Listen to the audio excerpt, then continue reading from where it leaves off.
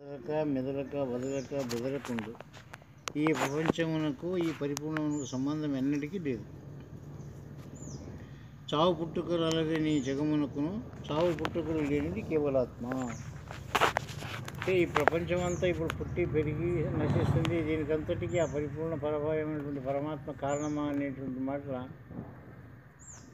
సరిపోదు అంటుంటారు తత్వవేత్తలు. ఎందుకు అంటే ఆద్యాంత శూన్యం అది. ఆది లేదు, దానికి మధ్య లేదు, అంత్యం లేదు. ఆది మధ్యాంత శూన్యం అయిన దానిలో పంచభూతంబులు జన్మించలేదు. కొన మొదలు లేక నిండి నిబిడీకృతమైన దాని యందు సందే లేదు. ఆ సందే లేని దాని యందు ఈ పంచభూతములు ఎట్లా పుడతాయి? పుట్టేదానికి ఆస్పదము లేదు. అందుకే ఎరక నిరసన ప్రకరణము అని దీనికి పేరు. ఎరకని నిరసించుటంటే తీసేయట, లేక అది లేనే లేదు అని చెప్పుట. ఆది మధ్యాంత శూన్యమైన దానిలో పంచభూతములు జన్మించలేదు. బంధముక్తులు లేని పరిపూర్ణమునందు దానికి బంధం లేదు, ముక్తి లేదు. అటువంటి పరిపూర్ణమునందు ఈ పంచకోశములు ఉద్భవించలేదు. ఏమి పంచకోశములు? అన్నమయ కోశము, ప్రాణమయ కోశము, మనోమయ కోశము, విజ్ఞానమయము, ఆనందం. ఇవి 5 కోశములు ఆ పరిపూర్ణమునందు లేవు అన్నారు. మరి ఎక్కడుండవి పంచకోశాలు అంటే? పంచభూతాలు ఏంది పంచకోశాలు ఉండవు, కానీ పంచభూతాలు నడిస్తే పంచకోశాలు లేవు. మరి పరిపూర్ణమునందు అసలు పంచభూతములు కూడా లేవు. పంచకోశాలు భూతముల తర్వాత కోశాలు వచ్చినాయి. కోశాలు అంటే ఏమి అనేటువంటి దానికి మనకు ఒక ఆవరణముగా ఒక కత్తి పెట్టేదానికి ఒక వర దానికి కోశం అని పేరు. ధనాగారం అంటే ధనకోశం అంటారు దాన్ని. ధనం పెట్టేదానికి ధనకోశం అంటారు. కోశము అంటే అన్నిటినీ దాచుకొని ఉండేటటువంటి వస్తువుకి కోశం అని పేరు. అందుకొరికి దీనిని స్థూల శరీరంని అన్నమయ కోశము అన్నారు. ఎందుకు అంటే ఈ స్థూల శరీరం ద్వారా మనం తినేది, జీర్ణింపు చేసుకునేది, దాని యొక్క రసముల చేతనే అన్ని వ్యవహారములు నడుపుతాం. రసము, రుధిరము, మాంసం, మేధస్సు, మధ్య, అస్థి, శుక్రమైన ధాతువులు ఆ అన్నం వల్లనే ఏర్పడుతుండవి. ఏర్పడినటువంటి ధాతువుల వల్లనే మనకి ఒక్కొక్క రకమైనటువంటి ధాతువు వలన ఒక్కొక్క గుణం మనకు కలుగుతుంది. అందుకే వీటి వలన ఏం ఏర్పడుతుంది? లాస్ట్కి అన్నరసంతోనేటువంటి శుక్ల శోణితములు అంటారు. రసము, రుధిరము, మాంసం, మేధస్సు, మధ్య, అస్థి, శుక్రం అనే సప్తధాతువులు అయిన తర్వాత ఏర్పడేటువంటి లాస్ట్ అంతిమది ఏమి ఉంటుంది అంటే, ఇట్లా పాలు, పెరుగు, నెయ్యి అనేటువంటి మాటకు వస్తే లాస్ట్లో ఏముంది అంటే నెయ్యి. ఇంక నెయ్యి ఇంకేం కాదు కదా.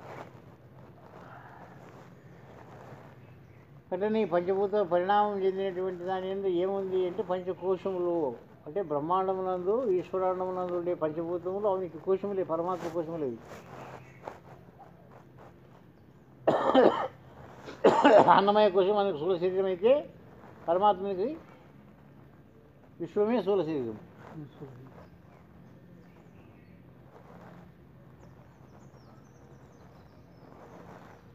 ఈ విశ్వమునందు ఎన్ని కోట్ల జన్మలు పుట్టిండో, పెరుగుతుండో, సస్సులో ఇవన్నీ కూడా అన్నమయ కోశ ధర్మములే. దానికి పరమాత్మకి ఎంతమంది పుట్టినారో అంతమందిని భుజించినాడు. ఎంతమంది మళ్ళీ సృజింపబడినారో అంతమందికి విసర్జించినాడు. సృజన విసర్జన, సృజన విసర్జన. ఇది ఈశ్వరాండమునందు జరిగేటటువంటి అన్నమయ కోశం. అన్నమయ కోశమే పృథివీ. మనకు అన్నమయ కోశమే స్థూల శరీరం. పృథ్వాంశము జరిగినటువంటిది నరములు, అస్థులు, చర్మం, మాంసము, గుర్రలు, వెంట్రుకలు. ఇది కప్పబడి ఉంది కోశం. ఇది దీని యందు అన్నమయ వ్యవహారములు జరుగుతుంటాయి కాబట్టి దీనికి అన్నమయ కోశం అని పేరు. ఈ అన్నము నుండి మనకు ప్రాణం యొక్క చలనం కలుగుతుంది కాబట్టి, పెట్రోల్ ఉంటేనే గాడి నడుస్తుంది కాబట్టి దానికి ప్రాణము అనేటటువంటి దానికి ప్రాణమయ కోశము అన్నారు. ప్రాణం అంటే ఏంటంటే అన్నరసముతో తయారైనటువంటి శుక్ల శోణితముల ద్వారా వ్యవహారం జరిగినప్పుడు దాని రసము, రుధిరము, మాంసం, మేధస్సు, మధ్య ఇవన్నీ కోశ రూపకంగా ఉండి ఆ ప్రాణానికి అవకాశం ఇస్తున్నాయి. అందుకొరికి మనకు ఒక ముద్ద అన్నం లేకపోతే, నీళ్ళు లేకపోతే అంటే ప్రాణం తల్లడిల్లుతుంది, శరీరం తల్లడిల్లదు. ఏమంటున్నాము? ప్రాణం పోతుందని అనడం, శరీరం పోతుంది అనము. ఏడ ఆకలి కలుపు కాలిపోతుండదు, అగ్గి మంట మండుతుండదు. నాకు అంటే అక్కడ అగ్ని యొక్క అంశం అనేటటువంటివి సప్తధాతువుల ద్వారానే అగ్ని అంశము, జలాంశము, పృథ్వాంశము, వాయువాంశము, ఆకాశాంశం అనేటువంటి అంశములు కూడా ఈ అన్నం ద్వారానే మనకు తెలియబడుతుంది. అన్నం లేకుంటే సత్త కులబడిపోతుంది శరీరం. అందుకే గుద్ద నిండేదనా అంటడం ఏంటి, ఆ యొక్క ఆధార చక్రంలో ఈ రసాయనాలన్నీ అన్నింటినీ తయారు చేసుకుంటేనే ఇది వ్యవహారం చేస్తుంది, లేకుంటే వ్యవహారం లేదు. ఆ పెట్రోల్ దాంట్లో పోస్తేనే దానికి కనెక్షన్ చలనం వస్తుంది, చలనం వస్తేనే అది గాడి నడుస్తుంది, లేకుంటే చాలే కాదు నీ ఎంత కొడితే కూడా. అట్లా ఈ ప్రాణం అనేటువంటి చలనం కారణం ఏమి అంటే అన్నరసం. దానికి ఒక ఆవరణం ఉంది కాబట్టి ఇది అన్నమయ కోశంలోని ప్రాణం ఉంది కాబట్టి ప్రాణమయ కోశము అన్నారు. ఆ ప్రాణమునందే మనసు ఉంది కాబట్టి దాన్ని మనోమయ కోశము అన్నారు. అన్నమయం స్థూల శరీరమాయ, ప్రాణమయమేమో కారణ శరీరమాయ, మనోమయ కోశమేమో కార్య శరీరమాయ. అది కారణము, ఇది కార్యం. ఈ కార్యకారణములు ఎక్కడ కలుగుతుండేవి అంటే ఈ స్థూల శరీరం నుండే కలుగుతుండేవి కాబట్టి ఇది అన్నం ద్వారానే ఇది జరుగుతుంది కాబట్టి దీని అన్నమయ కోశం నుండి ప్రాణం ఉంది, ప్రాణం నుండి మనసు ఉంది, మనసు నుండే విజ్ఞానం ఉంది. కడుపు నుండి అన్నం తింటేనే మనకి ఏమైనా విజ్ఞానములు కానీ జ్ఞానములు కానీ పరిశోధన చేసేదానికి సాధ్యమవుతుంది. అన్నం లేనివాడు ఏం జ్ఞానం శోధన చేస్తాడు, ఏం బోధ తింటాడు? బోధ తినాలంటే కూడా కూడి తింటేనే బోధ తింటాడు. కూడి లేనివాడికి 4 దినాలు అన్నం విడిచిపెట్టి బోధ అయినప్ప ఏమవుతుంది? బోధ చెప్తాడు కనపడడు, వానికి అసలు వినపడదు. 1 గంట 2 గంటలు అన్నం లేకపోతే చెవులు కాళ్ళు పడేయమంటారు. చెవులు కాళ్ళు అంటే వినేటువంటి లక్షణం పోగొట్టుకుంటుంది. ఈ ఒక్క పొద్దులు కూడా ఎందుకు పెట్టినారు అంటే ఆ మనస్సు అనేటటువంటి దానికి ఈ విషయావరణములు అనేటటువంటివి రాకుండా ఉండేదాని కొరకు అన్నం లేకుండా ఉంటే ఇది కుక్కబడినట్టు ఉంటుంది అని చెప్పి దీనికి ఉపవాస వ్రతం పెట్టినారు. గుద్దు నిండి ఇంకా బాగా కడుపు నిండి తింటే ఇదేం చేస్తుంది, ఇది దాని చేష్టలు దాన్ని అది దాని పని చేస్తుంది, ధ్యానం చేయదు. ఇంకా అది పోనీ అన్నం విడిచిన ధ్యానం చేస్తుంది అంటే అన్న ధ్యానం చేస్తుందే కానీ పరమాత్మ ధ్యానం చేయదు. పోనీ అట్లన్నా ఉపవాసం పెడుతున్నాను ధ్యానం చేస్తుంది ఏమంటే ఉపవాసం పెట్టినట్లల్లా ఇంకెంత దేవుని పూజ చేస్తుందా, ధ్యానం చేస్తుందా, జపం చేస్తుందా, ఏం చేస్తుంది? అది దాని మనసులో ఏముంటుంది?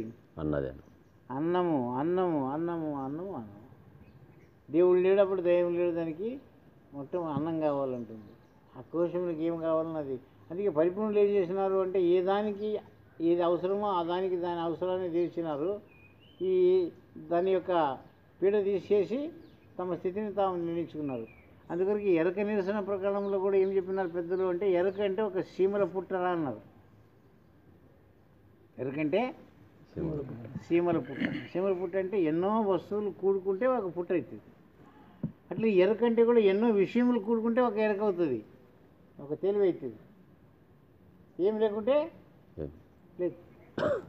దాన్ని తీసేయాలని చెప్పి ఒకవేళ నువ్వు ఆ పుట్టని కదిలిస్తే ఏమవుతుంది? అది వీళ్ళు ఇంటల్లా సీమలు వారుకుంటాయి. దానికి పరిపూర్ణం ఏం చేసినారు? ఆడనే ఏమనేది బెల్లం పారేసి ఇంకెక్కడ ఆడేబడి ఉంటుంది. దానికి ఏం అవసరం ఉందో అవసరం తీరిస్తే నీ తంటకు అవి రావు, ఆవిడ తంటకు నీకు లేదు. మరి ఆవిడని పోగొట్టాలని చెప్పి నీవు దానిని పొరక తీసుకొని ఉడిసివే ఇళ్ళల్లో పారుకుంటావి. అసలు నేను పుట్టినవు నిలువు నీవు. కాబట్టి ఎరుకకి ఏం అవసరం ఉంది ఆ అవసరం తీర్చినారు దానికి. ఎందుకంటే తాను ఎరుక కాదు, ఎరక ఎందుకు తను తెలియబడుతున్నాడు. శివు శబ్దం కాదు, శబ్దము శివు ద్వారా తెలియబడుతుంది. రూపము కంటి ద్వారా తెలియబడుతుంది కానీ కన్ను రూపం కాదు. శివు శబ్దము కాదు, చర్మం స్పర్శ కాదు. దీని ద్వారా స్పర్శ తెలియబడుతుంది, కంటి ద్వారా రూపం తెలియబడుతుంది, శివు ద్వారా శబ్దం తెలియబడుతుంది, నాలుక ద్వారా రుచి తెలియబడుతుంది, ముక్కు ద్వారా వాసన తెలియబడుతుంది. కానీ ఇవి ద్వారములు మాత్రమే, కానీ ఇది అసలు వస్తువు కాదు. ఆ అసలు వస్తువు ఏమి అని విచారం చేసుకునే లోపల ఏం చేస్తున్నాడు అంటే ఈ జీవుని పని చేస్తాడు ఉపవాసం. అది తెలుస్తుందా? ఈ వాసనను పనిచేస్తావు. ముక్కు ముక్కు ఎంతవరకు ముచ్చుకుంటావు, ఊపిరి బిగుపడతావు, ఎంతమంది పడతావు, కుమ్మకం చేస్తావు, ఎంతమంది చేస్తావు, ఎవరిని చూడనట్లు కళ్ళు ముచ్చుకుంటావు, ఎంతమంది ముచ్చుకుంటావు, ఏమి విన్నట్లు చెవులు ముచ్చుకుంటావు, ఎంతమంది ముచ్చుకుంటావు. ఇది సాధ్యం కాని పని. ఇవి ద్వారాలే.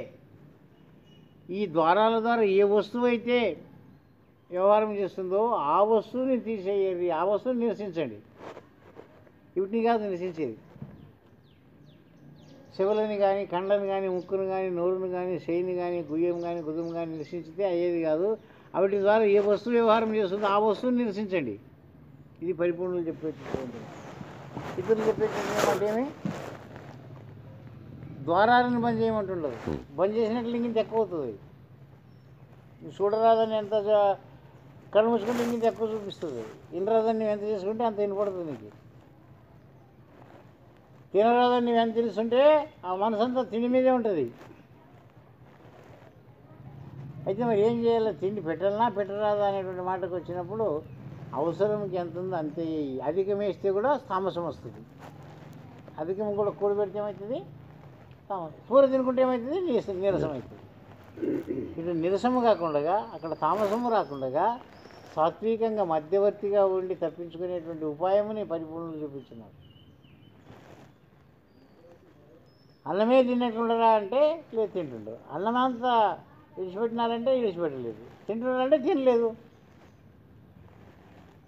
అన్నం తినలేదా అంటే దానికి అవసరం ఎంత ఉందో అంత మాత్రమే దానికి ఉపయోగం చేసుకున్నారు. కానీ అధికమైనటువంటిది వేస్తే అది కూడా తామసం వచ్చేస్తుంది. అందుకే దానికి ఏమన్నారు? మితాహారం, మిత నిద్ర, మిత సంభోగము, మితర సంభోషణం, మిత స్వప్నావుతి అన్నారు భగవద్గీతలో కూడా.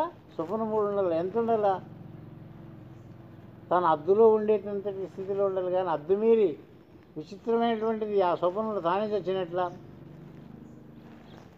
గగన మార్గంలో తాను నడిచినట్లా, తన బిందిని పొండుస్తుంటే అందరూ ఏడుస్తుంటారంటే తనే విలక్షణంగా చూసినట్లా, ఇటువంటి స్వప్నములు అంతుపారు లేనటువంటి స్వప్నములు కూడా వస్తాయి. నీ తలకాయ తెగినట్లా, అది నీవే చూసినట్లా. మరి ఈ స్వప్నములంతా అంతుపారు లేని స్వప్నాలా, వీటి నిజమైన స్వప్నాలా? అద్దు లేని స్వప్నాలు అంటారు వీటి. అంటే మనసుకు ఎప్పుడైతే ఒక ఆవరణము అద్దు ఉంటుందో ఆ అద్దులోనే స్వప్నం వస్తుంది. అద్దు దాటితే విచిత్రమైన స్వప్నాలు వస్తాయి. ఈ దయ్యాలు భూతాలు స్వప్నములు ఎందుకు వస్తుండవి, దేవుళ్ళు ఎందుకు వస్తుండవి అంటే అద్దు మీరి మనసు ఆలోచన చేయడమే ఈ స్వప్నాల కల్లా కారణం. అసలు మనసుని కట్టేయాలనా విడిచిపెట్టాలనా? ఏం చేయాల చెప్పండి. మీ యొక్క అనుభవంలో మనసుని కట్టేయాలనా విడిచిపెట్టాలనా? కట్టేస్తే నష్టమే ఉంది నీకు, విడిచిపెడితే నష్టమే. దానికి ఏం చేసినారు పెద్దలు అంటే మితం. అవసరం ఉన్నప్పుడు అవసరం ఎంత ఉందో అంత కొరత ఎంత అవసరం ఉందో అంత ఊడ్చుకొని పారేస్తావా?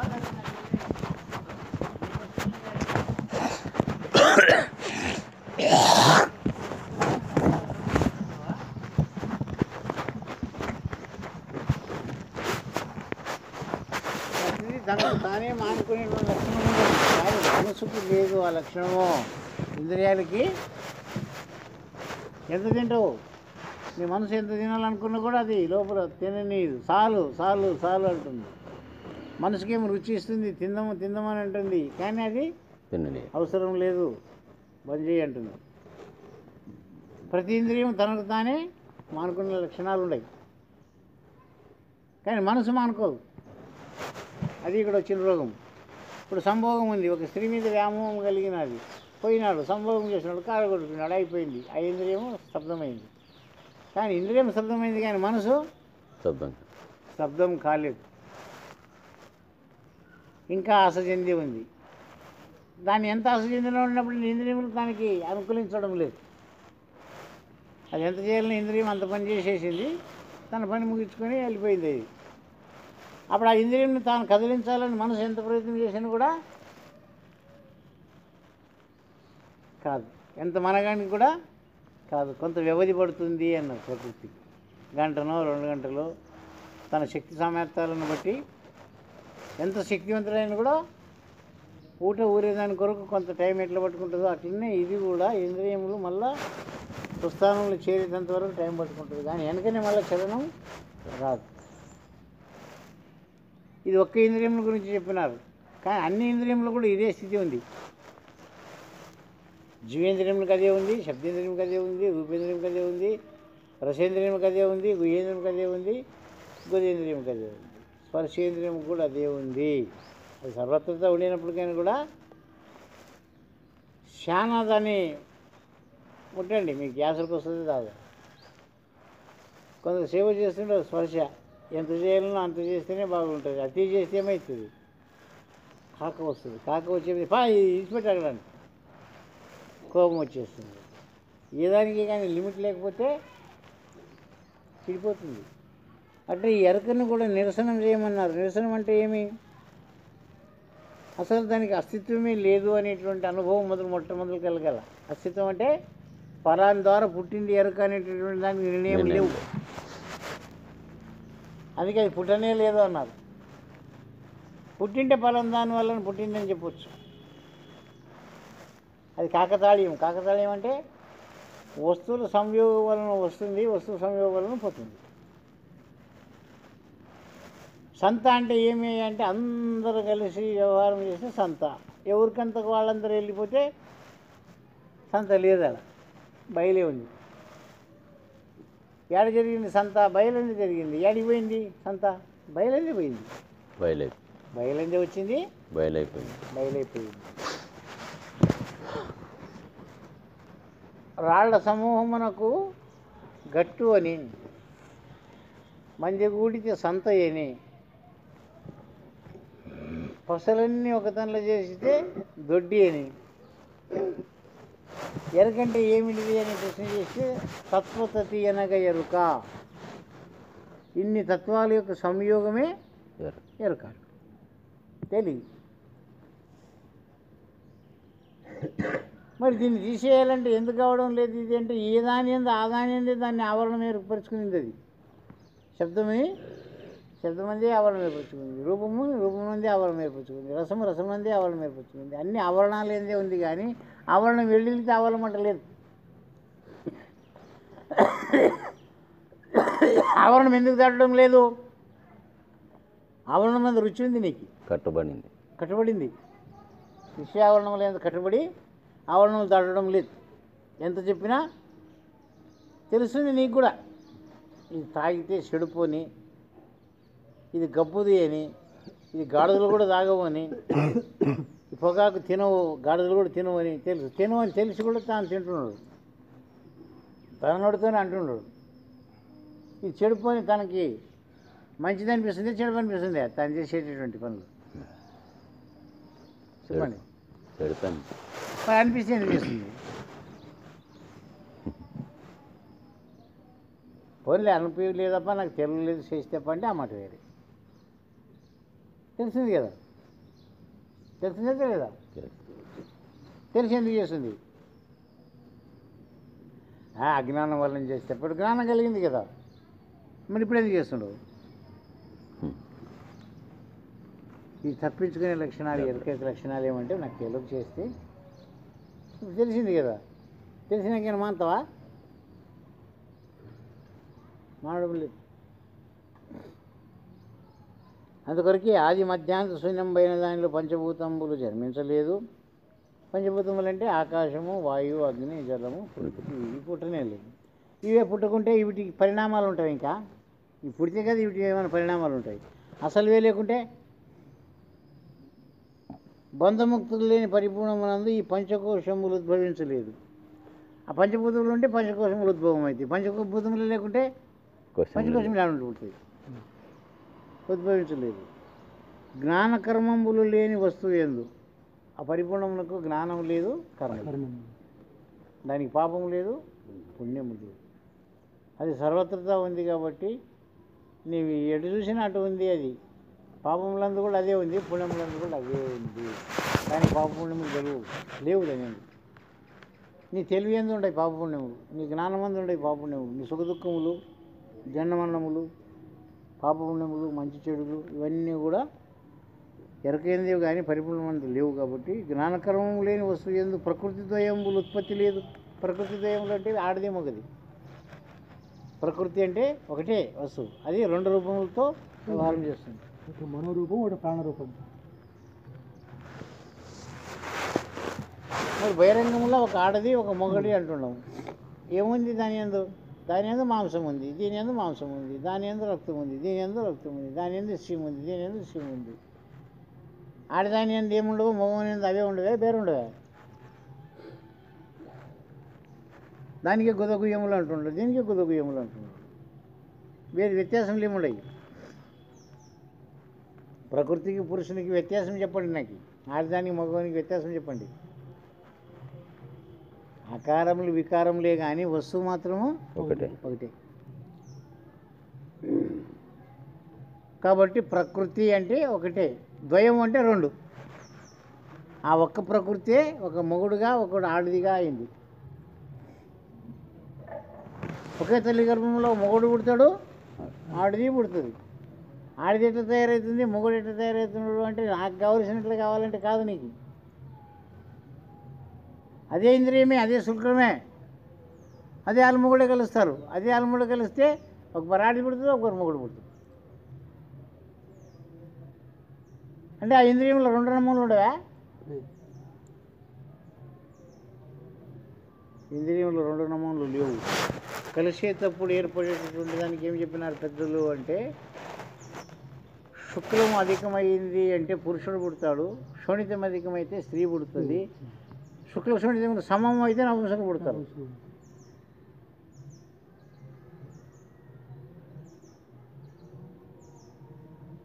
అక్కడ కూడా శుక్లము సమమం అయితేనంటే పురుషుడు నపుంసకుడు అవుతాడు.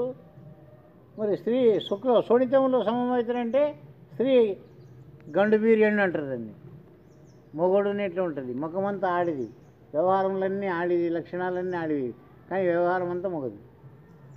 ఈడు అన్ని అవయవాలన్నీ కూడా మొగనివి, మొగని లెక్కే ఉన్నాడు, కానీ వ్యవహారం అంతా ఆడిది.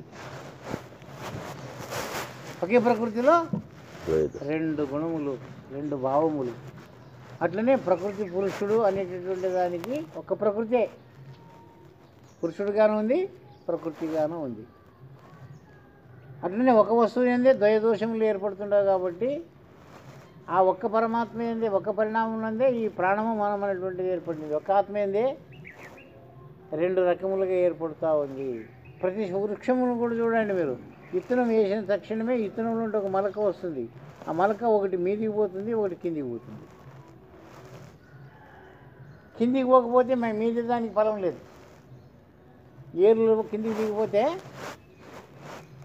మీద చెట్టు పడిపోతుంది, ఎప్పుడైనా పడిపోతుంది. అంటున్నాం కూడా ఎర్రలు పోయలేరు, అన్ని ఏళ్ళు ఆడే ముద్ద కట్టుకుని నడిచేవే. కిందికి పోయి నీకు ఎక్కడ సంద దొరకలేదు దానికి. ఊకే దాని ఒక సారంతో పెరిగింది. అది ఎన్ని దినాలు ఉంటుంది, అది పట్టులేని చెట్టు ఎన్ని దినాలు ఉంటుంది, పడిపోతుంది. అట్లనే మనసు అనేటటువంటిది కూడా దానికి ఒక పట్టు కావాలి. పట్టు మీద ఉంటేనే వ్యవహారం జరుగుతుంది, పట్టు లేకుంటే వ్యవహారం చెడిపోతుంది, పడిపోతుంది. జ్ఞానము అనేటటువంటి దానికి ఆధారమే మనసు, శక్తి అనేటువంటి దానికి ఆధారమే శరీరం. శరీరంకి శక్తి అని, మనసునికి జ్ఞానం అని. ఈ జ్ఞానశక్తి, జ్ఞానము మరి శక్తి, ఈ రెండు కూడితే వ్యవహారం. జ్ఞానం లేకుంటే శక్తికి వ్యవహారం లేదు, శక్తి లేకుంటే జ్ఞానంకి వ్యవహారం లేదు. ఏ వస్తువులను చూసుకోండి, ప్రతి దాంట్లో రెండు ఉన్నాయి. దానికి దాన్ని జ్ఞానాజ్ఞానములని, ప్రకృతి పురుషులని, నేను మేనులని, సుఖదుఖములని, పాపపుణ్యములని, ఎరకమరుపులని, రాత్రి పగులని, మంచి చెడులని అన్నీ ద్వంద్వంతోనే వ్యవహారం జరుగుతుంది. ఒక వస్తువు ఎప్పటికీ ఉండదు. పుణ్యాత్ముడప్ప అంటే మనం అనుకుంటే వారి పాపమాత్ముడు కూడా ఉంటాడు. ఇంకొకటి, పాపం లేకుంటే పుణ్యం చేయదు ఉండదు, పుణ్యం లేకుంటే పాపం ఉండదు. రెండు లేకుండిన వాడు దండివాడు. ఈ రెండింటికి అంటుకున్నటువంటి వాడు పాపముకి పుణ్యముకి. పుణ్యం చేయాలంటే ఏదో ఆశించే చేయాలి కదా, జన్మ వస్తుంది. పాపం చేయాలంటే కూడా ఏదో ఆశించే చేయాలి. ఈ రెండు లేకుండా చేయాలంటే పూర్ణ పద్ధతిని గమనించాలి. మొట్టమొదటి ఇవన్నిటికి ఏది ఆధారంగా ఉందో పాపపుణ్యములకు ఏమి మూలమో, జన్మ మరణాలకు ఏది మూలమో, సుఖదుఖములకు ఏది మూలమో అని విచారం చేసి చూస్తే అన్నీ బయలంది జరుగుతుండవి అని తెలుస్తుంది. ఆ బయలంది జరిగినప్పటికైనా బయలు సత్తా చేతన వ్యవహారం జరిగినప్పటికైనా బయలుకు తెలియకుండా వ్యవహారం జరుగుతుంది కాబట్టి బయలుకు దోషం లేదు. నేను చేస్తున్నాననే గుర్తు దీనికి ఉంది కానీ దానికి లేదు. అట్లనే సూర్యుడు, చంద్రుడు, నక్షత్రములు, నవమండలములు, పంచభూతములు, అష్టదిక్పాలకులను విచారం చేసి చూసినప్పుడు అవన్నీ వెలిగిస్తుండయి, కర్మ చేస్తుండయి, కర్మకర్తలే. అయితే అవి అధిష్టానం కూడా మన యందు ఉంది. మన యందు తెలియబడుతుంది కానీ దాని యందు తెలియబడడం లేదు.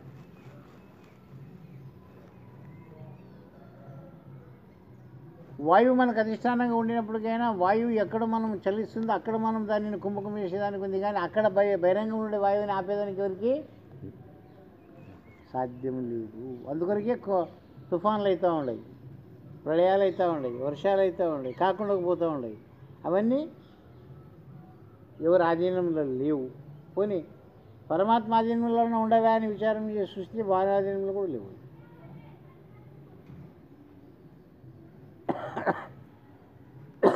వాని ఆధీనంలో ఉంటే వాడే రాత రాసి వాడే చెడుపుతుండే.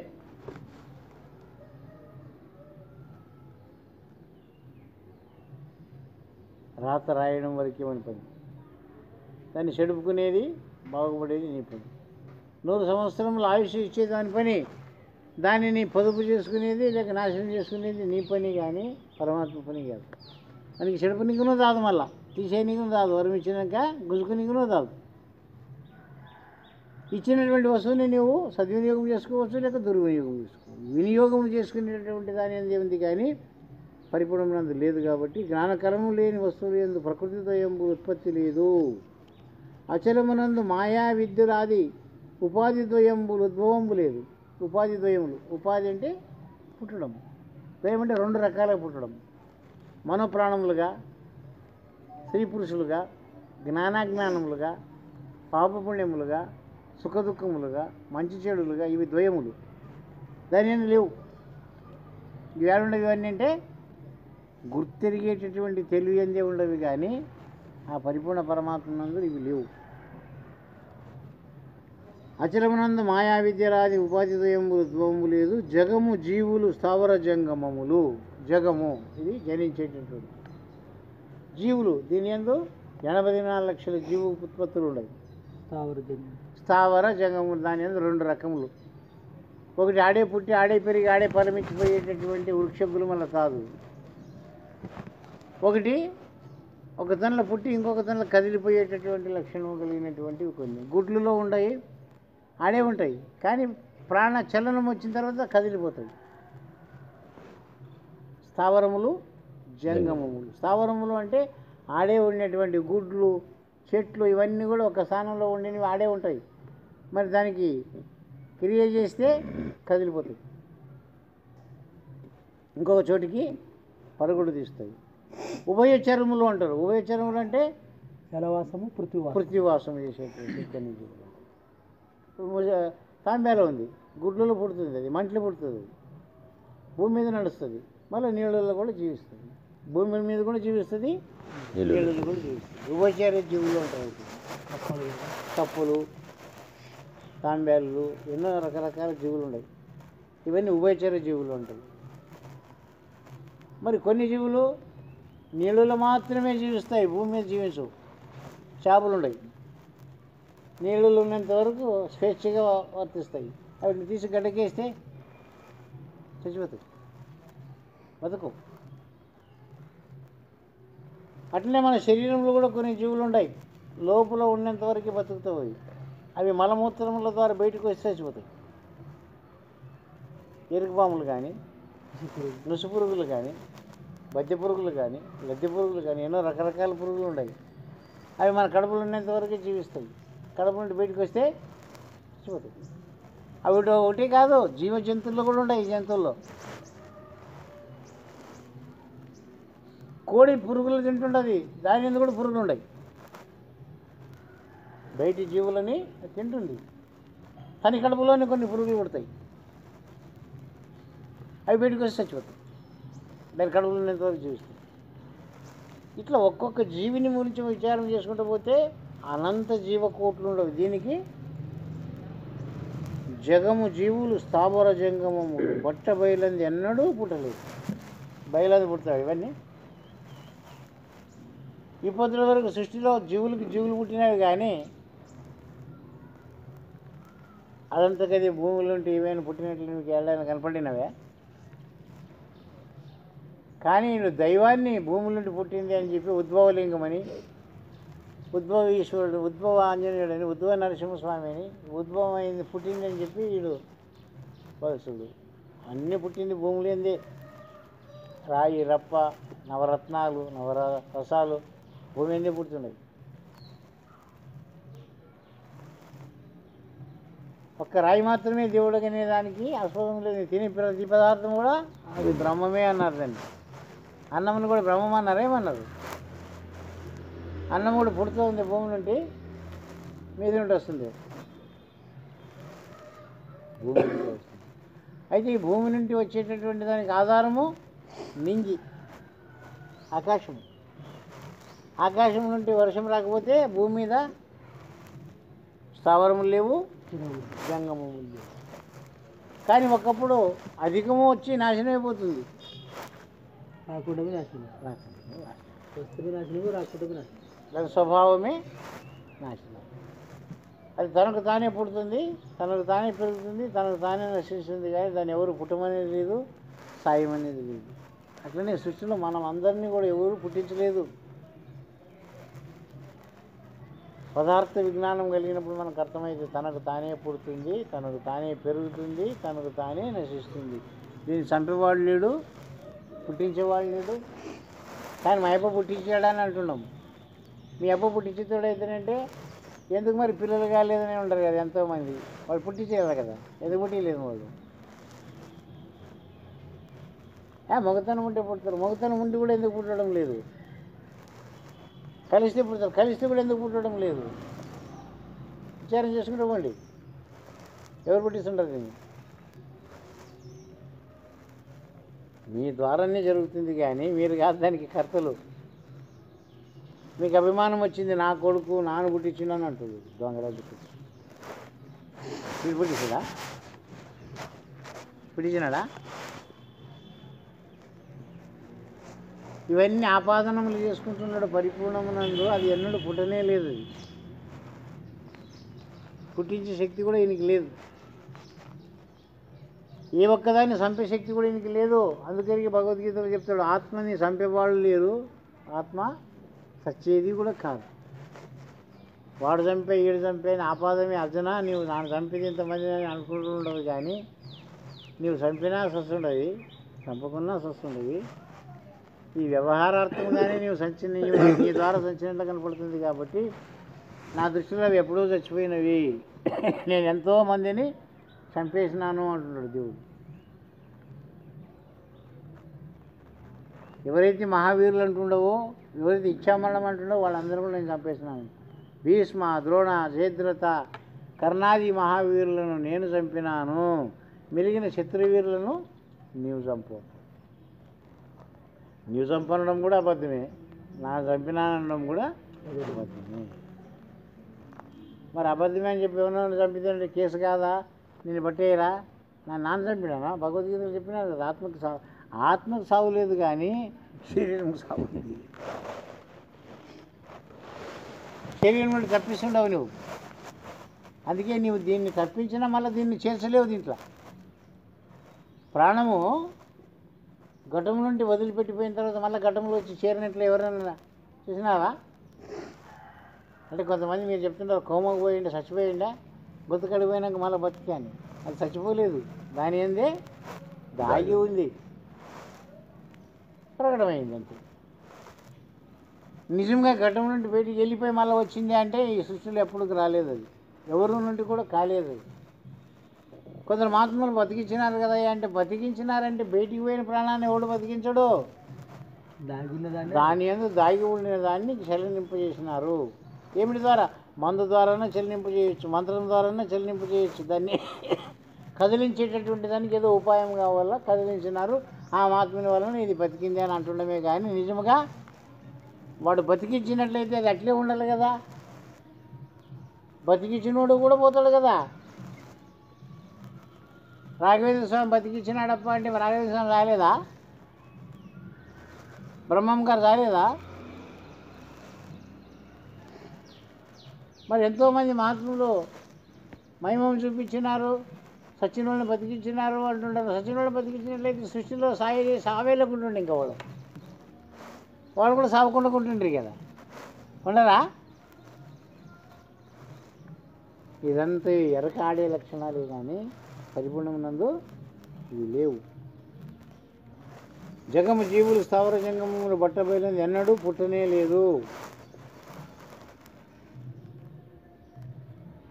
ఒక వస్తువు ఇంకొక వస్తువు ద్వారా సంయోగం పడడం వలన ఏదైనా పుడుతుంది కానీ అసలు వస్తువులు కలియకనే లేకుండా ఏది పుట్టలేదు.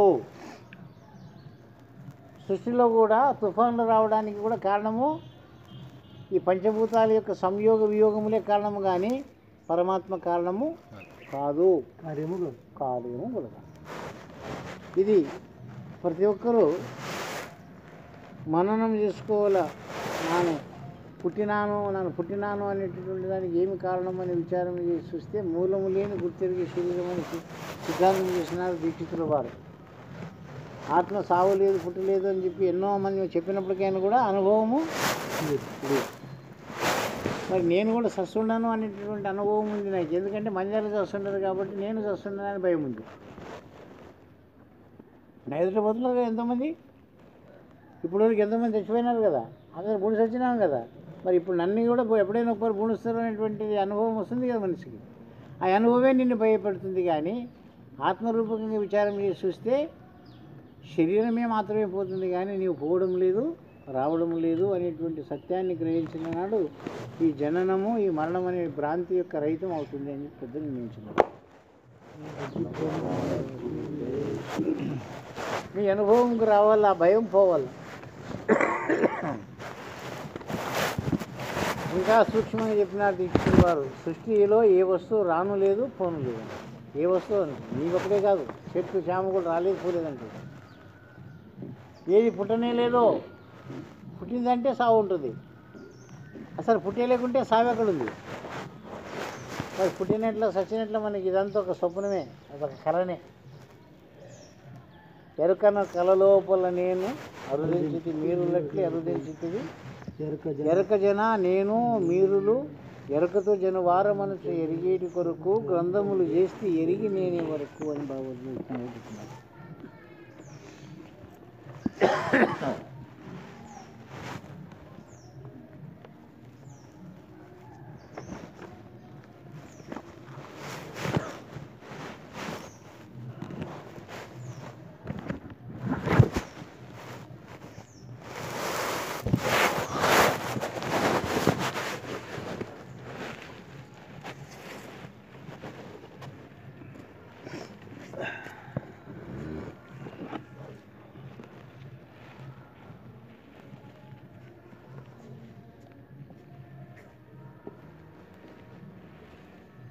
డబ్బులు లోపల పెట్టండి.